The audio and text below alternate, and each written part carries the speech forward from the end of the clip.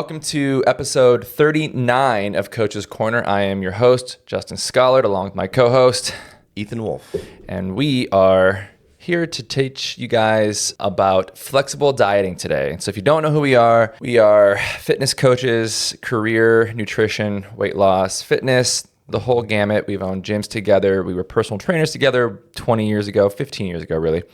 Own some gyms together. Currently, Ethan has his own studio in Los Angeles. I have a business online, but we basically help folks get their nutrition and exercise and really lifestyle kind of figured out. And so we come together in this project, Coach's Corner, this podcast, to help, cut through some of the bullshit and also just have some candid conversations around why, around our perspective on nutrition and exercise to simplify it for everyone. Yeah, trim the fat a little bit. No pun intended. Never. Hey. So today, flexible dieting. This is a good topic. I think if you don't know what flexible dieting is, I think this is one of those things where this is actually what you think you want. Whether you know it as flexible dieting or counting your macros or eating anything you want as long as it fits into your budget. Like if you've ever heard any version of that, that's essentially what we're going to be talking about today. And this is basically what everybody wants. They want to get to this place where they enjoy their meals, but they still can lose weight and look good. Yeah, and I think any hard occlusion of any type of food group or food item is just not going to be sustainable forever. Except carbs. Except for carbs, of course. I don't ever eat carbs. So. And animal protein. Right. But if you're never allowed to eat a cookie again, and that's like your favorite food in the world, and this, fundamentally the long term is important. And I think if you don't ever have to actually eliminate anything with a hard line, I think that's going to be a more sustainable approach. And I think short term hard line approaches might work, and that's okay. And even if it is just a short term use of it, that's fine. It's a good tool. But I think for the long haul, understanding how you can kind of dance the dance and still kind of live your life in a enjoyable way. Yeah, it's important, like rigid is doomed to break.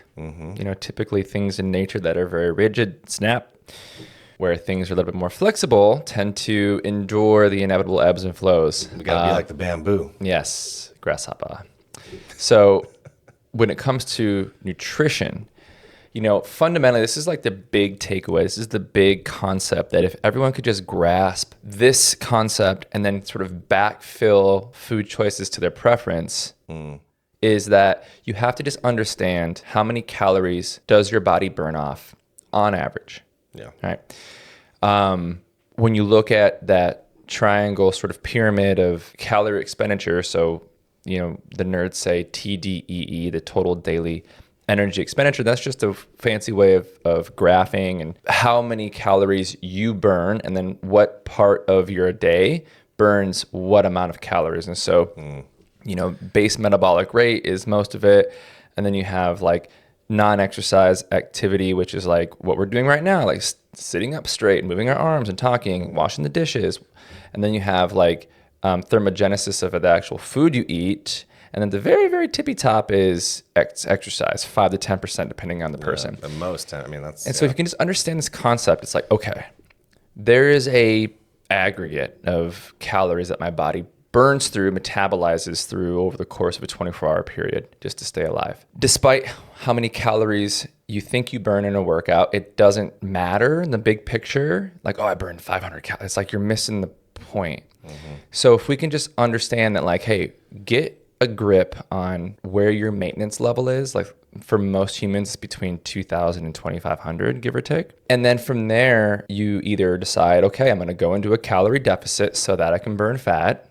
Right. Or I'm just going to hang out at maintenance because I like where I'm at. Or I'm going to go into a little bit of a calorie surplus, maybe like, a 10% swing in your direction, depending on what your goal is for that phase of your life. And then from there, it's like, okay, I understand now. Like to maintain this body size, it's about 2,500 calories a day, let's just say.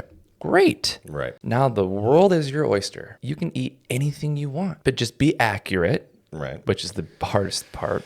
Yeah. And be consistent. But that's it. That's flexible dieting. It is as simple as that. It's kind of crazy. You just got to understand how many calories your body burns, and then you get to backfill all of your favorite food choices up to that point. Now, there's some caveats. Of course.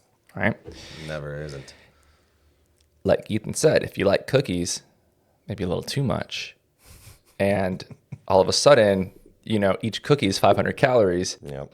You have 3, you're like, crap, I only have 1,000 left to eat like, healthy food. Whole day's worth of Yeah, actual like meals. that's going to be a very miserable day. Yep. So you have to kind of be smart on how you allocate these calories. But fundamentally, you could hypothetically just eat your calories and cookies and treats and still probably maintain your body weight if that's what you want. 100%. And it's the options of finding a cookie or eating half a cookie or finding a cookie that has less calories or making your own cookies out of different ingredients.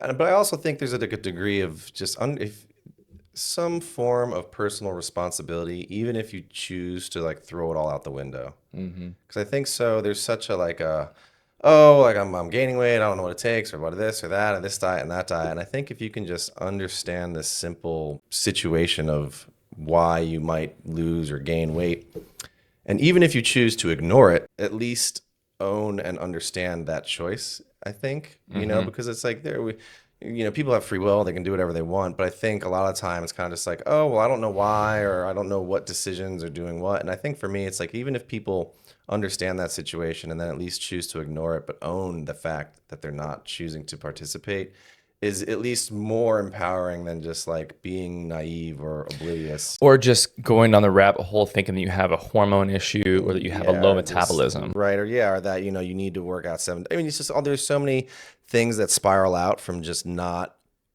understanding and or owning where your relationship is to that caveat. It's like, it is as simple as that.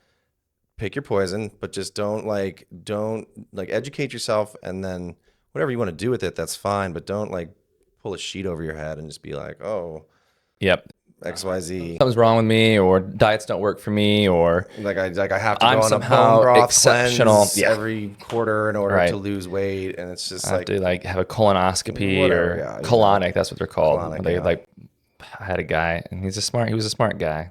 And then he would be like, I just got to hit the reset button, get that colonic. I'm like, oh, bro. I mean, that's the thing. It's like, whether a colonic is good for you or not, it's like if you're going to start to relate it to like weight loss. The human body doesn't have a reset button, man. Like reset button. You're going to halt every process. Yeah. And just whoop. It's just a cause and effect of a million choices that have led to where you are right now. Yeah. There's not a button you hit to just like unplug it for 10 seconds, then plug it back in. Right. Clear out the browser history, Clear the cache. But okay, so that's like the big picture on really, we might have oversimplified it, but fundamentally, I mean, like we're not the first people to say this. Like certainly, like if you just wanted to not count macros or anything like that, or not have to like eat healthy food, you could hypothetically just eat your maintenance calories and whatever the fuck you wanted and still maintain your body. But there are some, recommended calorie, protein, food choice things set. And this is where I think now to take it one step further to like be a nutrition coach now, it's like, okay, we understand that unless you're a professional bodybuilder and you have to walk on stage at 5% body fat, then you know what? We want to probably just have like ground turkey and white rice and broccoli, because we don't want sodium issues. We don't want like any like chemical reactions in your body from like preservatives or whatever. So, but then the problem is that people see that and they go, oh, that's what it takes to be fit. And it's like, that's a way, but like you could have, sugar-free sodas instead of sugar sodas. And there are ways to like give yourself the satisfaction of a treat that you like without the calorie ramifications of it. Yeah. But, so now to take it one step further, it's like, okay, so if we're going to create this like hypothetical flexible meal plan, we understand now that it is a calorie gain that we're chasing. We have to understand that first, which you can just Google how many calories my body turn off. And like Google Gemini AI will just tell you. It's not that complicated. But now it's like, okay, what I would suggest then is of the calorie that we need you to hit, we need to comprise those of certain food items, just so we're not just like not eating fiber or protein. Right. I mean, I think there is, because I think it's the understanding of like healthy food options versus what you're eating in order for body composition. Yeah. Because you can eat Snickers bars in a certain quantity and still lose weight. But there are vitamins, minerals, fibers, your gut biome. Yeah. A slew of things that come from eating enough protein or not eating. So, there definitely is. Food choice matters. Yeah, food choice absolutely matters. So it's not to say that food choice doesn't matter. It's just more that like eating a Snickers won't necessarily like make you gain weight inherently in that belief. Yeah, there's nothing like, Right. like it's not going to give you cancer and make you obese because you had a Snickers bar. Yeah, but at the same time, like never eating a Snickers bar would probably be a better choice for just overall health, right? Sure. Yeah. But that's the here, they're there, and but that's goes the back to your balance choice. because it's Yeah, like, but then if you do that, but then you have to quit because it's not sustainable, then what good was abstaining that? Yeah, and that's somebody, and that's the thing. Some people might, but so food choice definitely matters, and I think the health that comes from having a balanced diet is undeniable, right? So it's like people often will talk to me about like the protein requirements from like the food USDA government food pyramid organization, which is all bullshit thing, and it's like 40 grams a day. Right. And they're just like, oh, but like, why do I need to eat like a gram per pound or 0.75 grams per pound? Right. It's so much protein. Like, I don't get it. And like, I think it's like what you have to understand about that minimum requirement is literally the bare bones minimum to like not have disease and wither away and degrade. So it's like, no doubt a person could scraping by survive on 50 grams of protein a day. They're not going to like wither away and just like actually just to die of diseases and other things. It's just not going to happen. But to live optimally, to maintain lean mass, which we've talked about 1,000 times. There's the minimum requirement, and then there's the optimal amount. Yeah, and so I think, and even if you want to like shoot somewhere in the middle, it's just understanding that there is value to then structuring your caloric allotment in a certain way. Right. So that you can live optimally, basically. So it's like, and so, what I would say then is, okay, let's do this. We need you to stay at, let's say your maintenance is 2,500, but we want to lose body fat, so we're going to pull you down to 2,000. Okay, so now we're theoretically in a 500 calorie deficit, assuming you're accurate on your measurements. And now of that 2,000 calories, well, we don't want to lose any muscle as we die, because I'll tell you what, if you're not eating protein and you're not exercising, your body's going to lose just as much muscle as it does fat, which is what's happening with people who take semaglutides, is that there's no appetite, so their protein levels are low because they're not eating anything and they're not training because they probably hadn't ever trained before that, or at least not often. And so, but the same can happen whether you're on a semaglutide or not if you're not paying attention to food choice. And so of the 2,000 calories, let's say you're a 150-pound person, so we need you to eat roughly, give or take. And I always go a little bit higher when you're in a deficit. I always like to have protein a little bit higher, just because you want an abundance of amino acids, so your body has everything it needs to maintain that muscle. So let's just say, back of the napkin math, you're 150 pounds. You're going to want to eat about 150 grams of protein a day. Protein is 4 calories per gram, so 150 times 4 is 600 calories. So of your 2,000, 600 of that is already allocated towards protein. Okay, so now we have 1,400 left. Yeah. Okay, great. So now what we know is that if you're a 150-pound person, typically we like to stay around, 0.3 to 0.5 grams of fat per pound.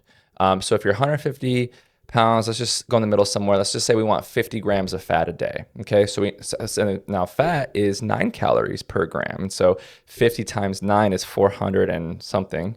450, I think. 450, thank you. So now we have the 600 from protein. We have the 450. Don't hold me to it. Yeah, we have the 450 from fat, and so that's call it about 1,000 calories. That's half of your day now, and then so basically now we got to get our carbohydrates in, and make sure you're getting your fruits and veggies and everything like that. And so that's kind of like your wiggle room now, where you can kind of have some fun and. If you want the ice cream or you want the, cookie or like whatever the case might be, that's like your cushion now to incorporate some indulgences while still taking care of some of your bigger ticket items, like making sure you're not, undercutting your protein and all that good stuff. And so I always look at like, of your calories, probably an easier way to look at it is this way. Just of your calories, 80% of them need to be just good choices, like quality proteins, fruits and veggies,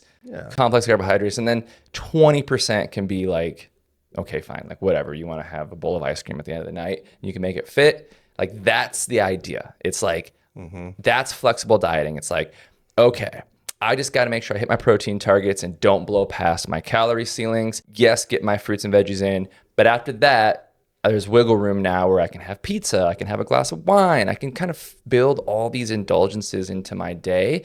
But to gamify it, it's like, how do I do that in a way where I stay under my ceiling, but I still get to incorporate whatever I want in, because that's sustainability. Right. And I think because there's so often it's things like alcohol or desserts or cheese or carbs, whatever, is just the mentality is like, oh, I just can't eat those if I'm on the path of trying to lose body fat. Right. It's just because that's bad and this is good. And so I got to not eat the bad. Exactly. The whole binary situation. Right.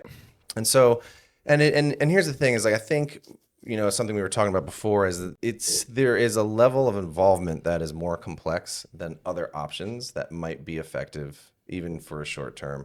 And I think this is where most people shy away from this path. And I understand it. Like, I get it. Like, sometimes it's a pain in the ass to have to measure everything. But fundamentally, it's like, if you want to have your cake and eat it too, then you got to step up to what it takes to do that. And so, like, intermittent fasting, as we were talking about before, works for a lot of people because it's a hard line of this is when you can and cannot eat. And even if you're hungry or you want it, it's just a very stark line in the sand that you cannot cross. And so it's like, okay, I can honor that. However sustainable it may or may not be for certain individuals, it's just there's no decision making. It's simple. It is black and white. I can eat technically most of the time, whatever, and then I can't eat out of this window. Whereas here, you now have to kind of get a little intricate. You got to kind of like weave your fingers together with it of, okay, well, I have to measure, or in some capacity, whether it's with my fists and hands or with the scale, every grain of rice. Yeah, in some capacity, now you have to measure so that you know what your numbers are, and you have to participate, and you got to kind of budget and do that whole game. So there's like a heightened level of interaction and responsibility, but that is also what gives you the ability to lose 100 pounds over a multi-year journey if you need to. While still it's a worthy trade-off. Yeah, exactly. While still being like, I had that client who lost 70 pounds, in this year, and was eating Snickers and cookies during this journey. Flexible dieting. Yeah, it's flexible dieting, and like that was his vice. Like he needed, like that was his old ways, and eventually he started to switch it out more and more. But like he, first thing was like, all right, I used to drink sodas and all that. Just cut all that out. Great, easy first step. But then it was like that sweet tooth and that part of him, whatever the reason why, was something that he couldn't let go. And if he had to let it go, then it wasn't going to work. Right.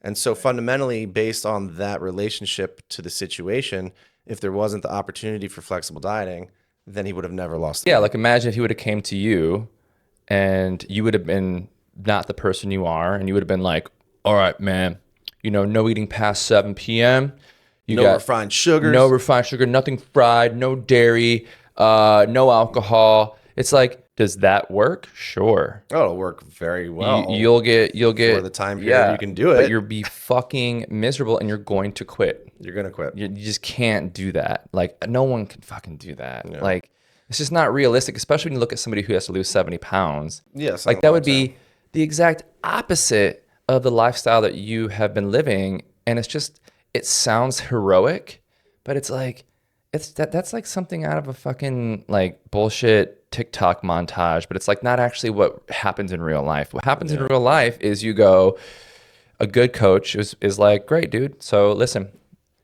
would it be better for you to eat like a good meal of, chicken, rice, and veggie for 300 calories? Yeah, but if that 300 calorie Snicker bar means that you can keep showing up and feel as though you have some sort of like control over this, and it doesn't just feel like this empty path you're walking indefinitely, but there's like, oh, this is a trade-off that I'm willing to make. Yeah. Because it hurts to carry this extra weight around, and it hurts to have to give up these foods. But if I can a little bit of overlap, you know what?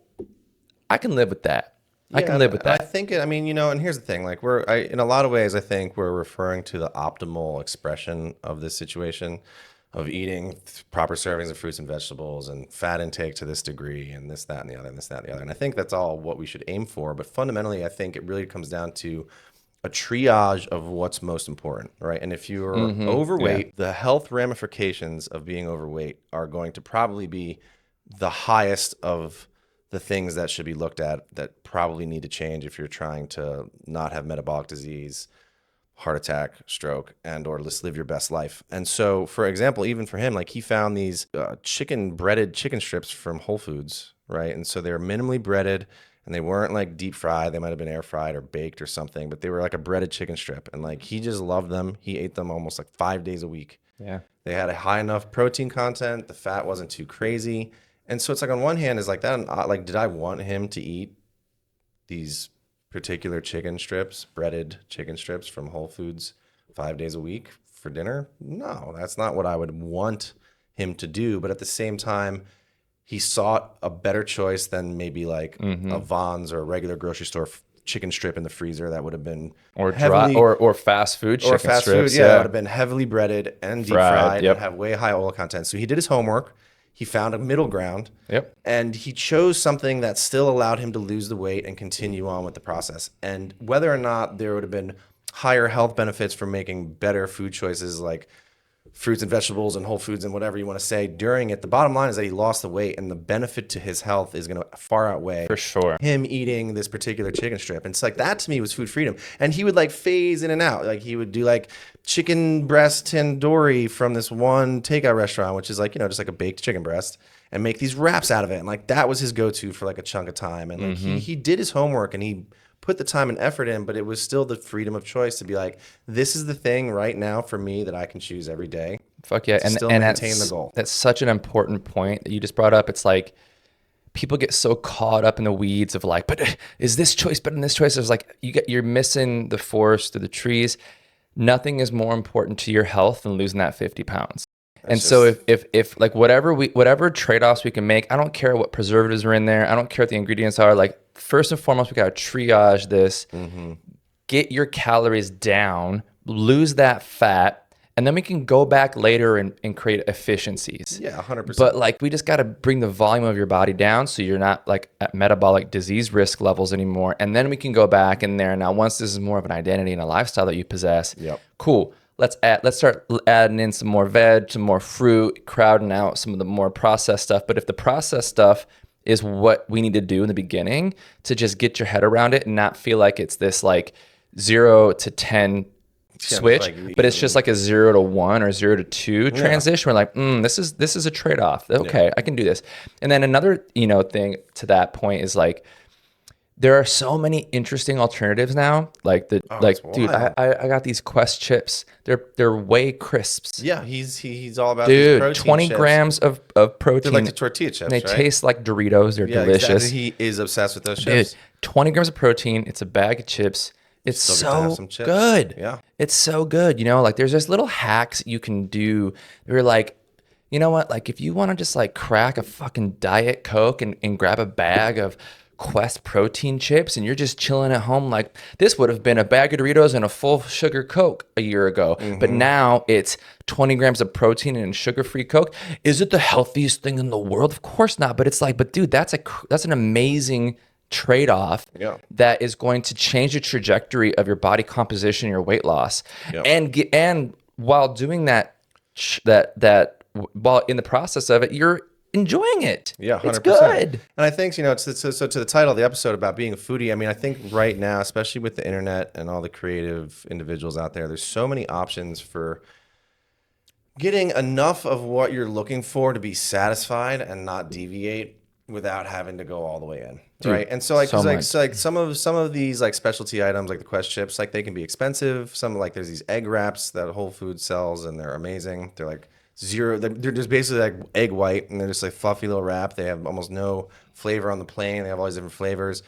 And so it's like you can use them for a taco. There's like however many grams of protein in them. They're awesome, but they're definitely expensive. Like I look at them and I'm like, okay, like you're definitely paying for this novelty of an item. And so, to be fair to the wide range of individuals out there and the wide range of upper middle class people exactly who listen to this. Right. But there are so many creative recipes too. Like I was just looking at this recipe for like this cheesecake that was made out of like cottage cheese and like eggs and a couple other ingredients that was basically it's like very high protein comparatively to a normal cheesecake, very low calorie option that I'm looking at this recipe and now obviously if you had like a cream cheese based Cheesecake Factory cheesecake next to this, would it taste as good as the Cheesecake Factory? No. But would it be satisfying enough if you really wanted some cheesecake? And that's the takeaway. You know, Yeah. absolutely. And I think there's just so many ways to tinker and fiddle.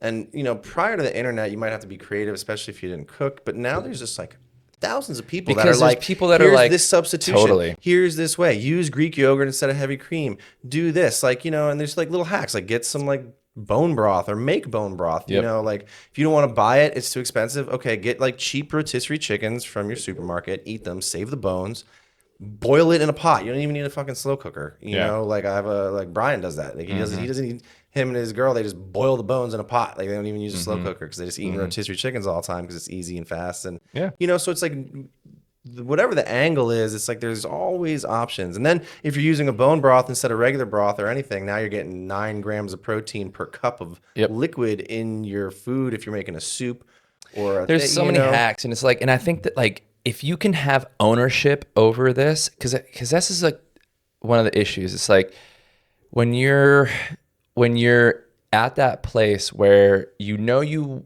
want variety in your life, but you've associated variety with like takeout or ordering in or just like, you know, frozen dinners, whatever, which aren't necessarily the worst thing, but like that's your idea of variety.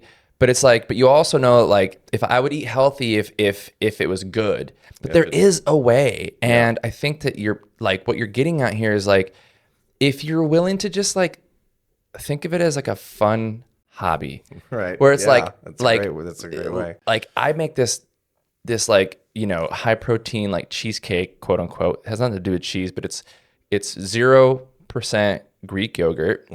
It's a scoop of vanilla protein. I use the plant-based one because it has a little bit more of like a good texture for cheesecake.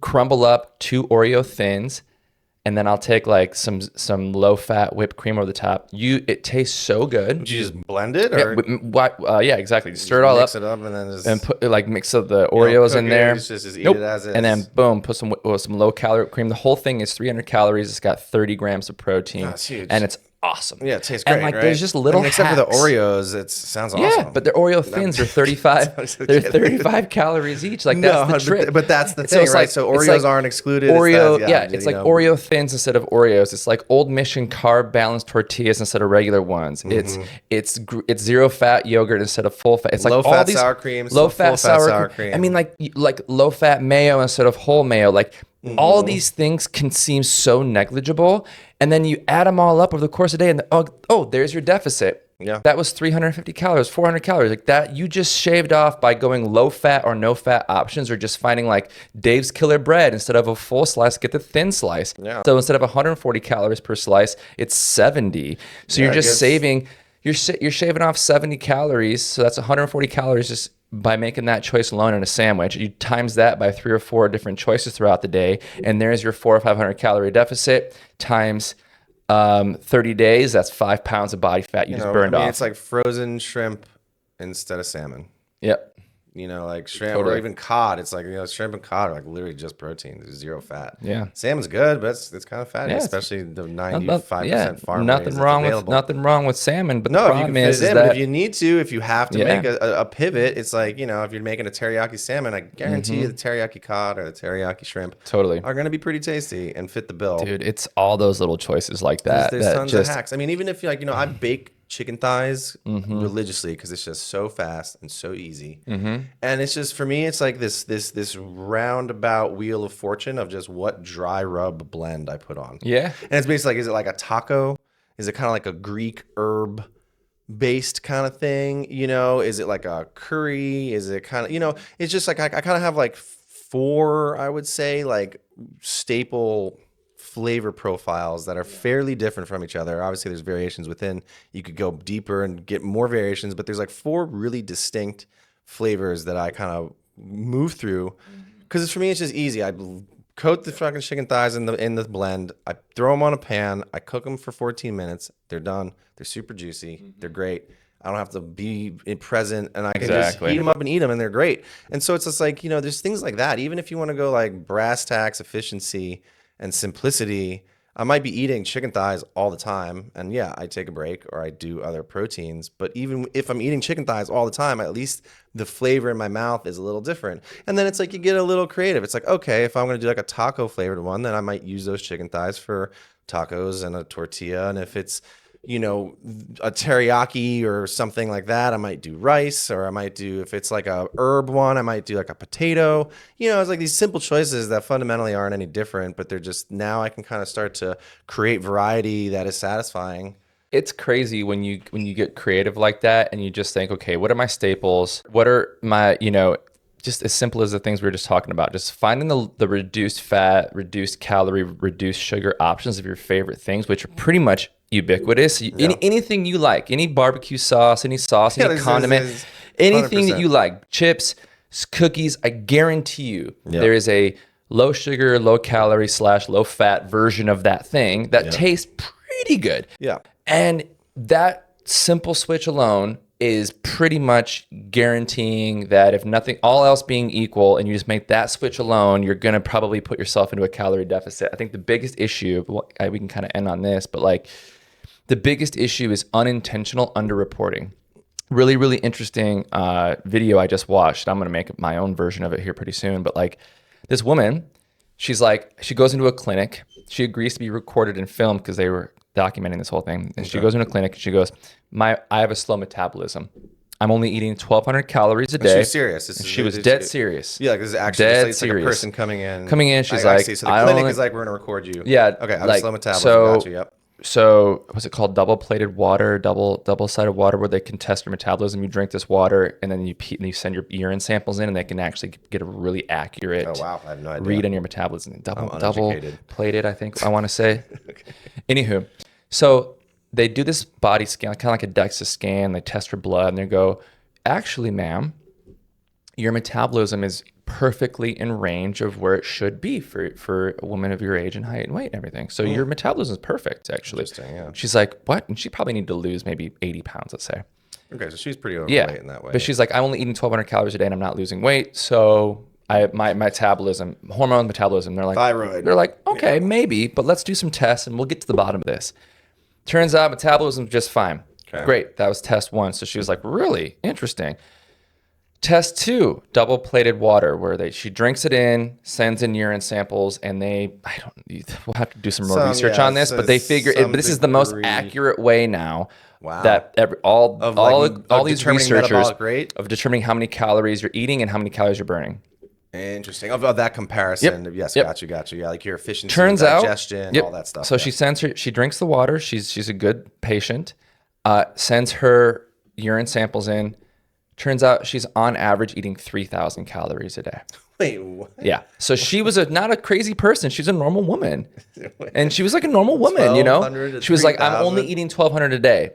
Turns out she was eating 3,000. And this is the biggest issue, is unintentional underreporting. Or, to me, look, she can say she was only eating 1,200 calories. So it's either, to your point, it's either such an extreme example of what underreporting can be, or it's some form of denial, or but this happens lack so of honesty. often. I have so many friends, and you do too. People just 100%. who they're like, no matter what I do, I can't lose weight. I don't even eat anything, and it's just like you think you're not eating, or you think you're under like a salad 5 days a week for lunch, right? And then you have I know for me it's like if I allow myself to like have alcohol in the week, maybe it's a drink or two. Like that to me is like I somehow like don't like. I'm just like, oh yeah. I might have a beer, or it's a tripwire. Yeah, and then but I don't count. Like somehow my brain it doesn't like for it.